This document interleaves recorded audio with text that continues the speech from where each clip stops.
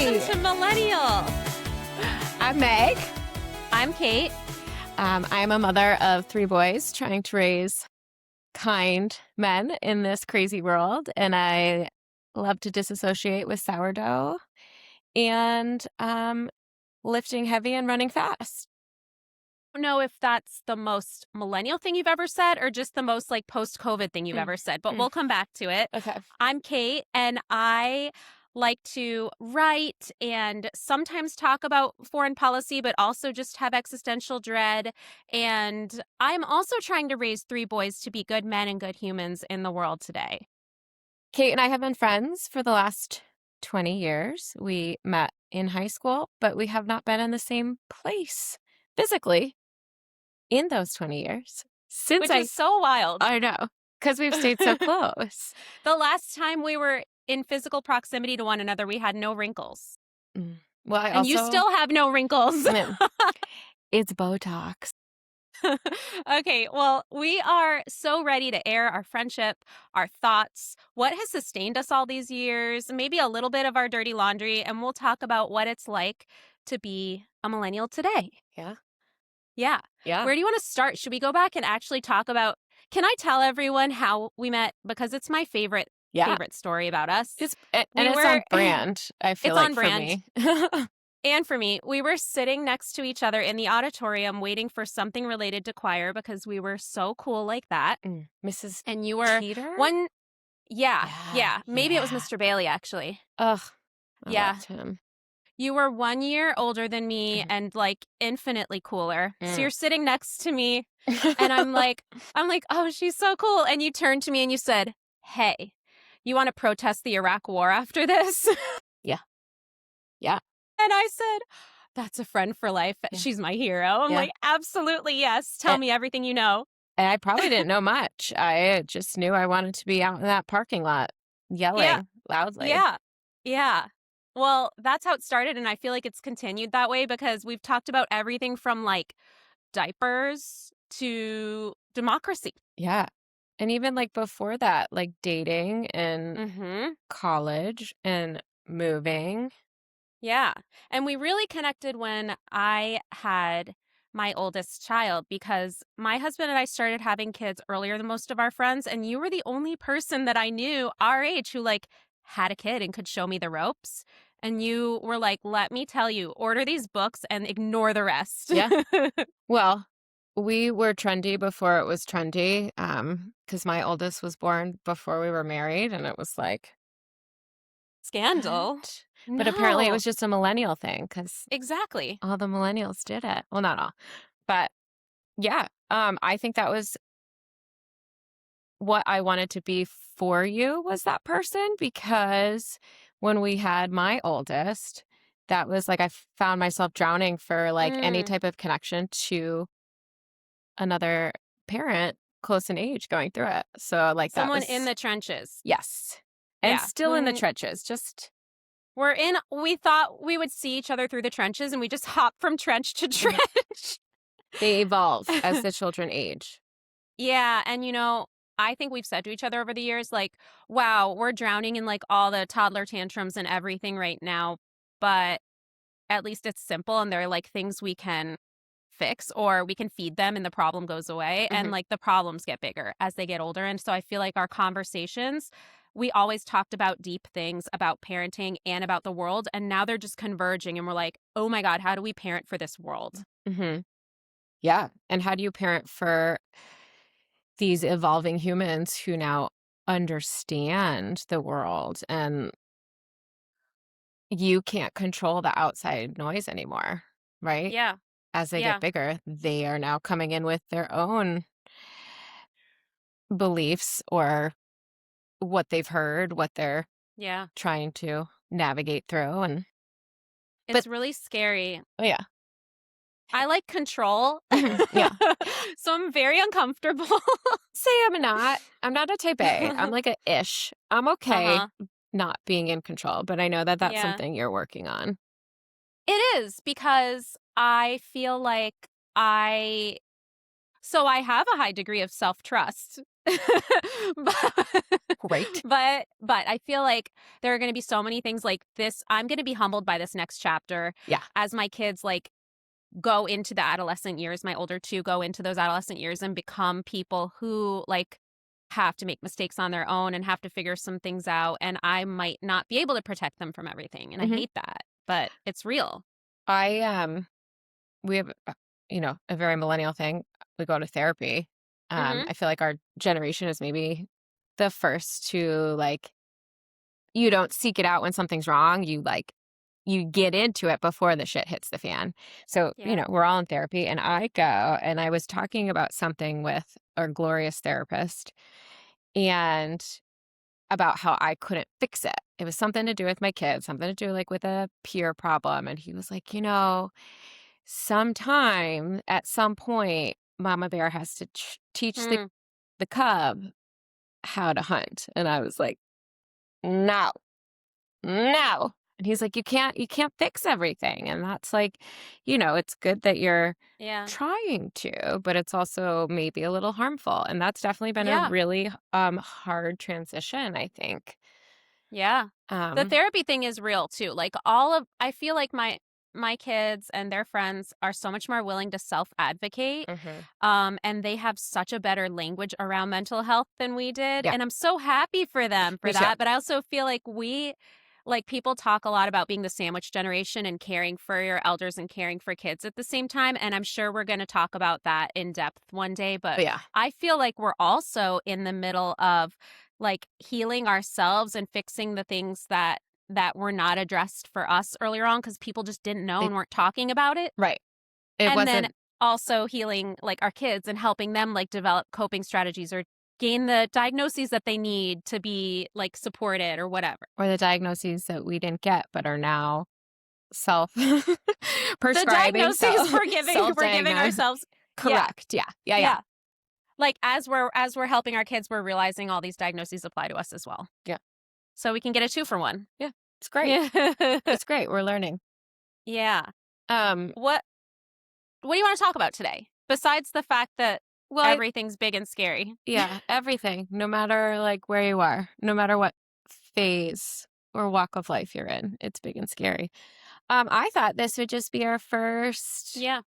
episode where we introduce each other or ourselves and what we want this podcast to be is more just like a girlfriend hang session. Yeah. I don't know, like my No, I like that. I like yeah. that. And I have so this is weird for me, but in a good way. This is also me pushing myself to just kind of let go of like control and structure or expectations Mhm, mhm. because I've been doing another podcast Yeah. for a year and a half and You're it's a so very smart. different I can't. I just like to talk, Yeah. but it's a Me too, very but about like, I don't know, everything. Botox. And you'll tell us about it. But it's Mhm, a very different show. It's with public servants. So there have been like ambassadors on the show. And every episode, I have come up with a system. Like mm. it sounds and it is organic, but it's organic light, meaning I also have a plan. I know what I'm going to ask. There are certain questions that come up every time. There's a process and a system to it. And so it gives me, and then I have sole editing authority. So I just feel like I know what's going to happen and what the product is going to look like, and I'm going to put it out there. And I do delight in being a little bit surprised in those episodes. Mhm. And then now on this show, we have no plan. And I feel like this is what I need at this point in my life is no plan. But I do want to ask you a question that was in my mind today when I was driving around and listening to other podcasts. Okay. How do you decide, like especially in our well, in this world and in this country where we care so much about like work ethic and productivity, how do you decide what is worthy of your time and productive and what counts as work or a meaningful project? Because I think we're all flipping the script on that as millennials. I think we're like, hey, this 9 to 5, You it know, blows. I think I'm in a unique situation. So we had our oldest, right? We were Hmm. on the younger side. And at the time, I was in nursing school and nannying. And I forgot you were in nursing school. Yeah. Yeah. And I realized very early on, and I actually have like a mentor who says this to me often. She's like, "You always knew you were in it and how fleeting it was," Mm. because I just knew I didn't want to go back to school and I just wanted to be with my kid, and we made it work. Like, my husband, he was my boyfriend at the time, was finishing his last year of college, and like we just figured it out. And I think that was what I always knew I wanted most of my attention to be, was the kids. And I never had to, like, have adult friends now who've had to go back to work, and they're always like, I don't know, some have stopped working Mhm. because, again, that flip, like, what are we doing? Like, we're reevaluating where we're spending our time. And um I think as the kids have gotten older, I've, you know, e searched for more work on myself, I guess, if that makes sense, like, what's next, what I wanna do.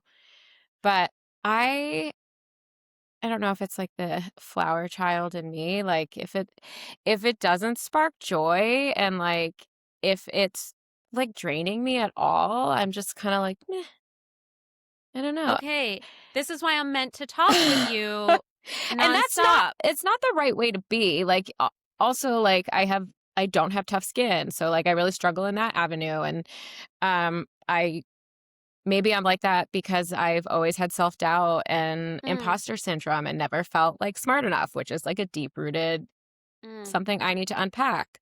But I've like owned the part of me that's like, well, I want to just spark joy. And You wanna follow your joy, and you also wanna create joy for other people. I right. think, to be fair, like, you don't only seek your own joy, everything you do is, like, bringing you love glitter Oh god, I love glitter glitter so much. because glitter's a metaphor for your personality. Like, glitter, it sparkles, and it sticks to everyone around you. Oh, thanks, friend. Actually, I just made that up right it's like now. really that's like really special. I know. I'm going out to dinner tonight for my sister-in-law's birthday, and I was like, I'll be there with glitter on, and I will. I wear glitter, and I teach at a You mean it studio. unironically. And Unironically. unironically, I will have so much glitter. I've always got it in my Yeah. purse. But I love that you follow your joy because I think when you do that, it also gives other people permission to do that. And I feel like I've been repressing my inner flower child, but Mhm. I've also been like, I've put myself in the most rigid and structured systems. Like, I went to work for the government, Yeah. right? I'm like, I want to make the world a better place, and I'm going to study Arabic and foreign policy, and I'm going to like get in those rooms and make those conversations better. And that's valuable and awesome. And I'm really glad that I did that, but it felt like I was satisfying my intellect at the expense of my soul, like my Yeah. spirit. Mhm. And it felt like I was just withering because I wasn't experiencing joy or like that higher vibration Mhm. that tells you you're in the right place and you're doing the right thing.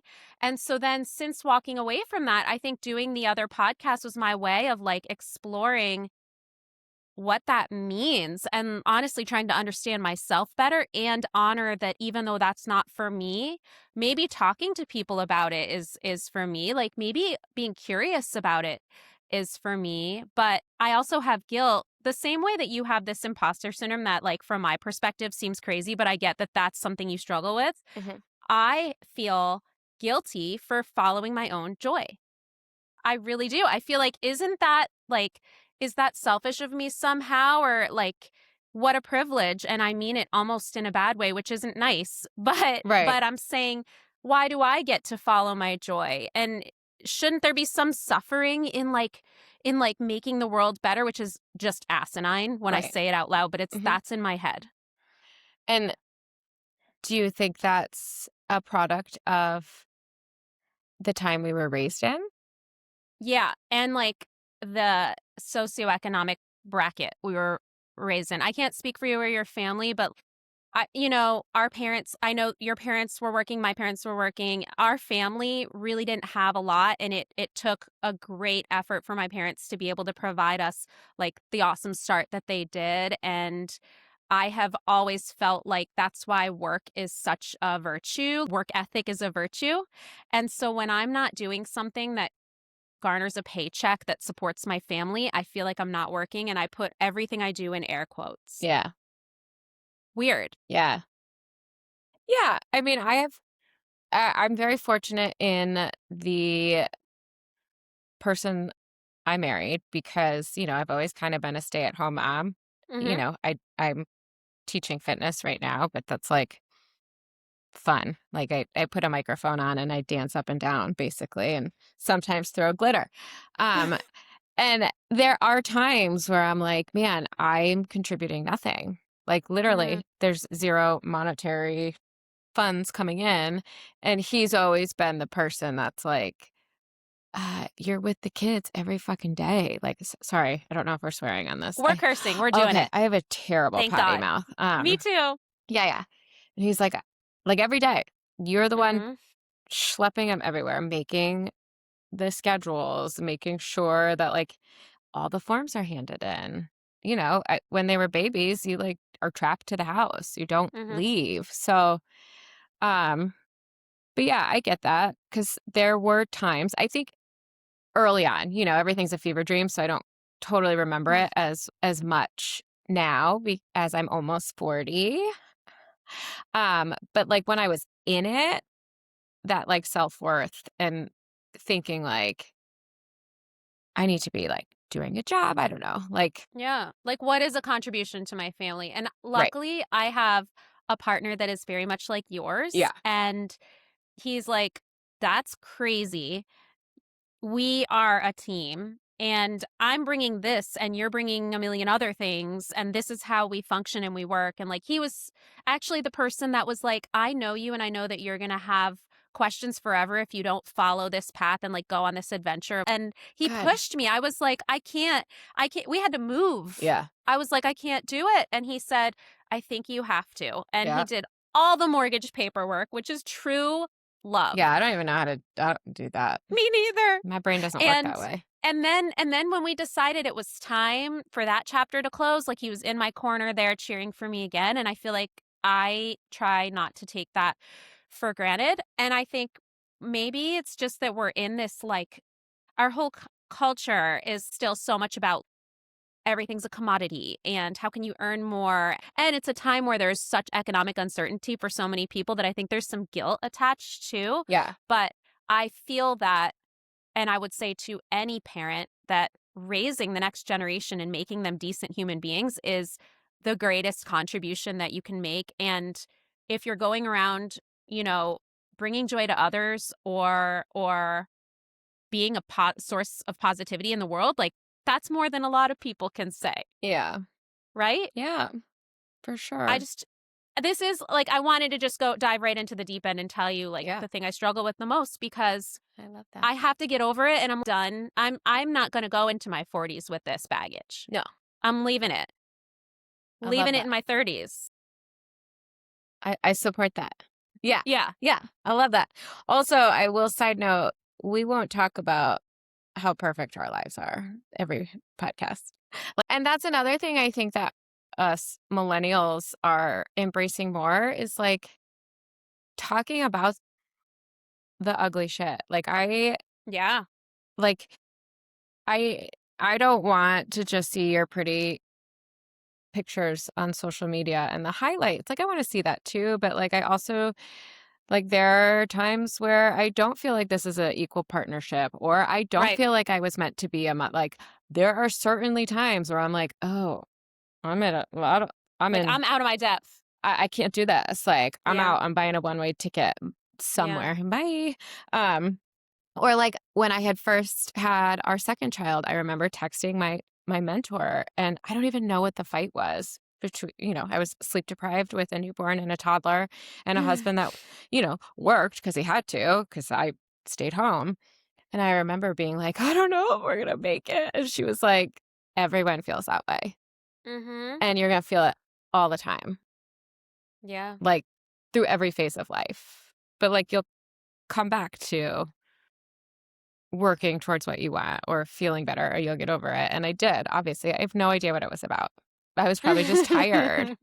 Um, but yeah, I Yeah. think that's my hope for our this cute Yeah. little millennial adventure is A, just hanging out, B, talking about all the nostalgic things, millennial, like burning CDs, Mm. and I still play burned CDs in my car, by the way. So I just want anyone who's listening who has ever burned me a CD to know that I still oh, have it in a little mm, binder, I and I know.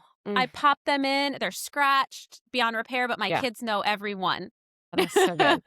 I am embarrassed. I don't have any of my burned CDs anymore. I feel like I should make you one, and I don't know if it's, I like, don't know if you technologically can. possible. I don't think I don't I was just actually thinking, Ugh, does my car have a CD player? Like, it I think it must. It must. has to because Yeah, of, like, videos, but, yeah, it um, must. and yeah, But, yeah, this is a place for us to be real, and some things are going to be ugly, and we're going to fight the urge to edit them out, mhm, and we're just going to be our truest, most honest selves. And I think you're right that our generation, I think, has broken a lot of barriers and started talking about what's messy and difficult about parenting. We've done a great job of that, and I think to a lesser extent we're also talking about our relationships. I still don't feel like it's as socially acceptable or common for people to talk about their marriages and how sure. challenging marriage is, Yeah, because it almost feels like a betrayal of your partner. And so it's only in like your most intimate friendships where you know that they know that you're in it, that mhm, you can say, "Oh, he's driving me so crazy." Like, yeah, it doesn't mean that it's over. It just means right now I'm not a fan of this person I right. picked. Yeah, for I sure. want to make that normal. It's Me too. okay. And I feel like if you can see, I didn't feel like we had a lot of role models to look up to. No. And if you can see in someone else that like this is all normal and part of the process, it's a little less scary. Yeah, it's like anything, right? Like, communication is, like, what makes everything better. Yeah. Sometimes. Well, but, like, better, right? It makes it at least, like, more visible. Right. But yeah, and I think we'll also just like talk about, Share what happened yeah, in our day. in our day or like things that we're currently obsessed with. Okay, what are you obsessed with?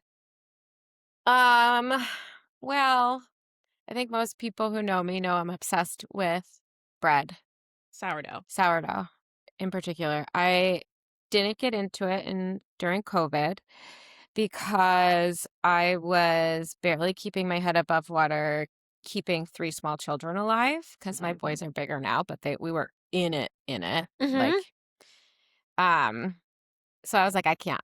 I don't understand what you mean. The folding, it makes no sense. Kitchen chemistry, I no." So I'm super into it right now, and I love it. It's, like, almost like adult coloring for me. Mm. I just love to 'Cause it takes forever, right? I don't Oh, know anything about it, but I see you posting about your starters and you're like growing it. And I'm like, why are you growing more things? Like, yeah. you already have enough living things in Yeah, your it's house. true. Well, that's why I didn't do it 6 years ago. I am 6 years late to the trend. Is this your way of announcing you finally feel like you've come out of the most consuming part of motherhood and Yeah, that you're ready to make bread? yeah, yeah. Okay. But yes and no, because now it's like the consuming is bigger. Consuming, like, Mm. I'm on a, group text for homecoming, like, for my kid, Oh, like, because it's weird. The parents, like, all figure out the dinner plan. I don't know, it's not like homecoming, like when you and I went. It's very no. strange. It's like, are we going to corner ice cream?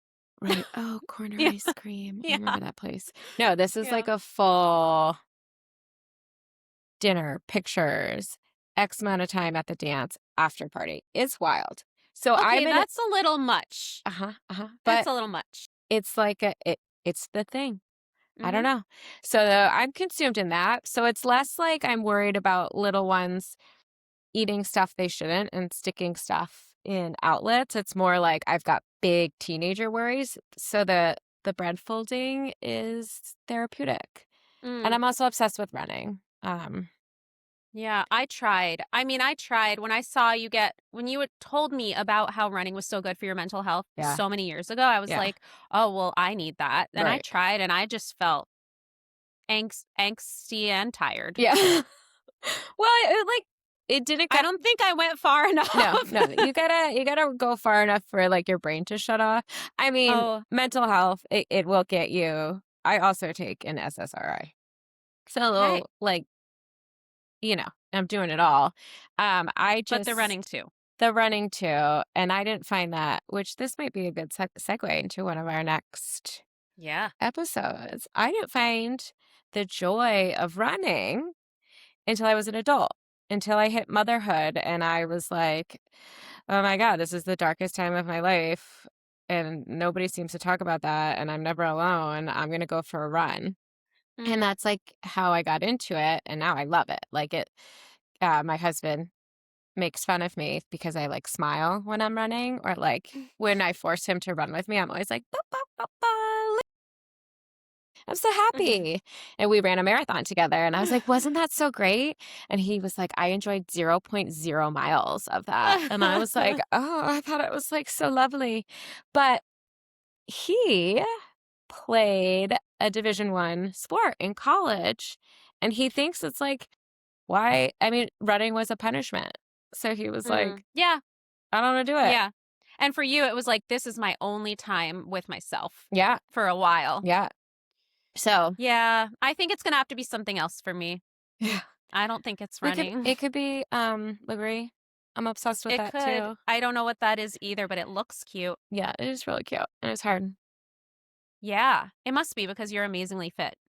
For anyone who's listening and not watching the video, you're going to want to head over to our YouTube to check out the video and see Maggie's muscles. No. No. Show them the guns. Look, I'll show mine. Considering that I don't Well, you work out. can't. Okay. Well, I can't really see it. I only have one side. I don't have the other side. I like my triceps. Nice. What are you obsessed with? No. Right. I don't know. I think that's actually what I need to figure out. Like, Okay. what am I obsessed with? Okay, well, I am obsessed with listening to other people's podcasts. Like, Yeah. for me, what helps me really center and get out of the worries and the chaos of my mind and into one singular thought is listening to a really good podcast where Yeah. people are saying things that like stimulate my mind. The So it's like, neuroplasticity. yeah. So for right now, it's The Curiosity Shop with Brené Brown and Adam Grant. I love it. I love Daring Greatly. I love all things Brené. So that's it for me right now. This is why we compliment each other, because like I really like Amy Poehler's like Yeah. Good Hang. I'm like, when I want to just be happy, I put that on.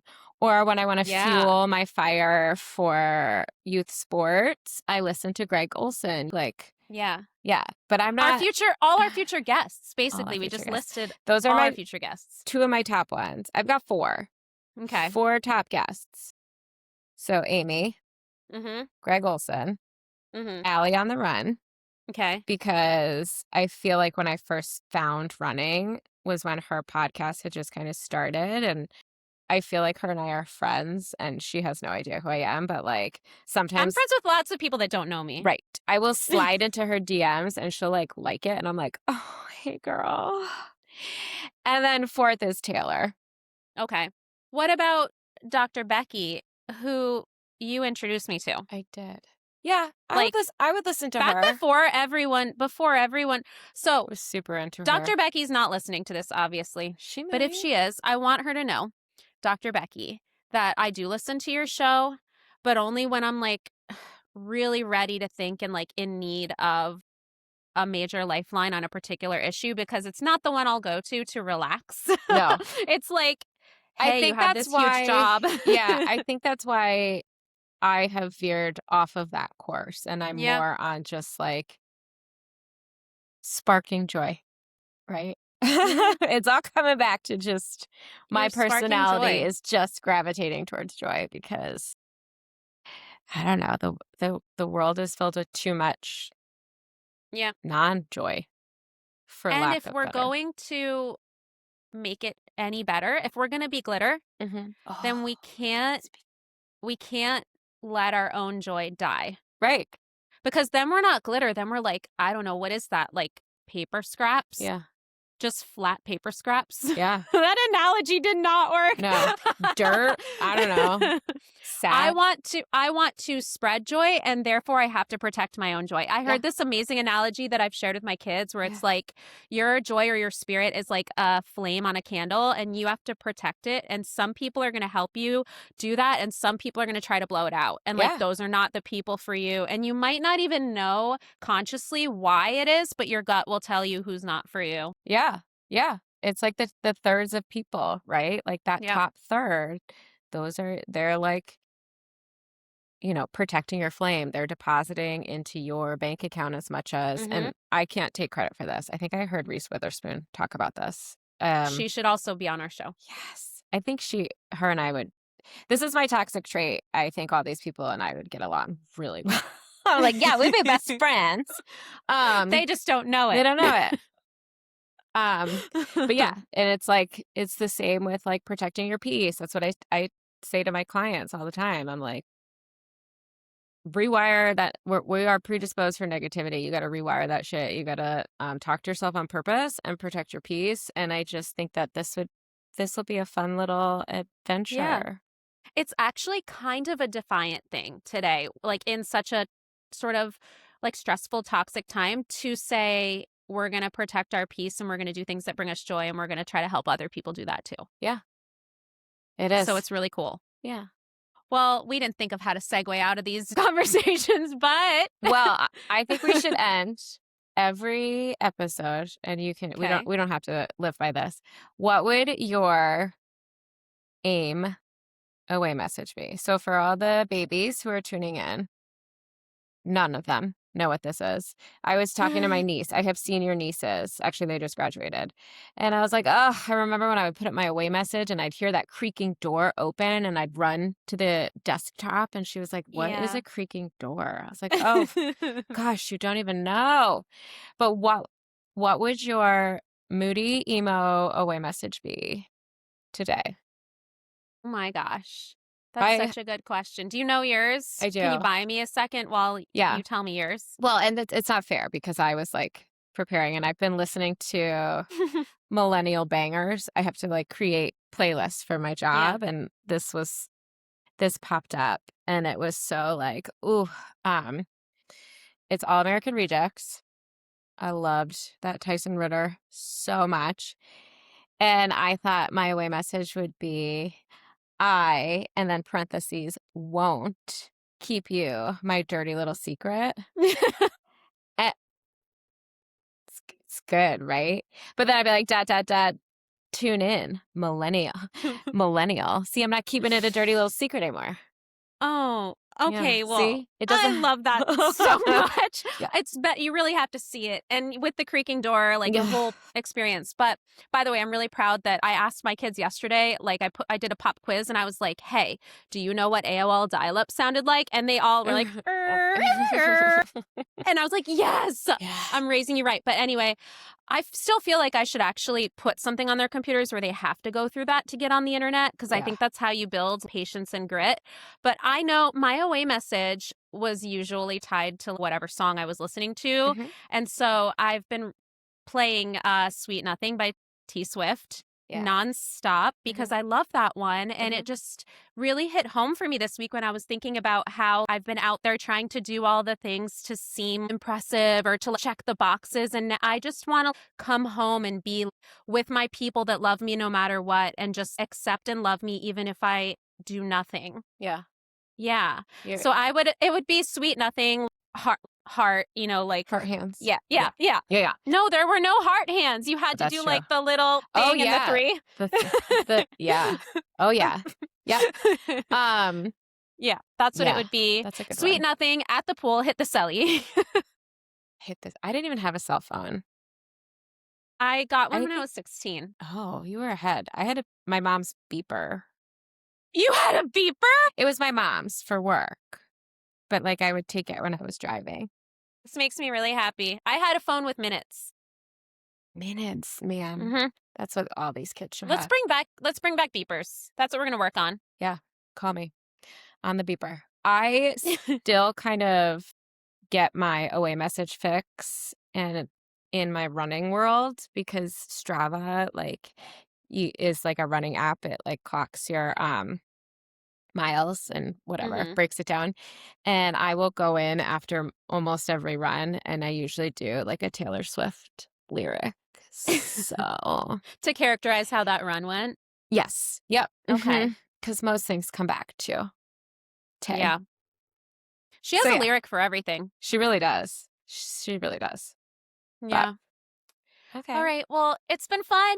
It has been fun. Let's do it again soon. Okay. Love you. Love you. Bye. Bye.